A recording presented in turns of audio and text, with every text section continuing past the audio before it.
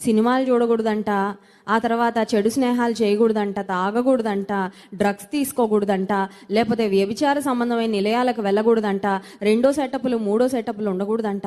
యేసు ప్రభువులో ఉంటే చాలా షరతులు ఉన్నాయి. క్రమశిక్షణతో బ్రతకాలి, మంచి ప్రార్థన జీవితాన్ని కలిగి ఉండాలి. ఇవన్నీ ఉన్నాయండి.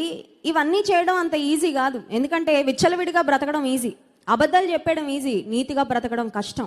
మోసం చేయడం ఈజీ, మోసం చేయకుండా యథార్థవంతులుగా ఈ లోకంలో బ్రతకడం కష్టం. పాపంలో పడిపోవడం ఈజీ, తాగేయడం ఈజీ, కానీ పరిశుద్ధంగా జీవించడం, నీ విలువలు నువ్వు కాపాడుకోవడం, దేవునికి మహిమకరంగా బ్రతకడం కష్టం.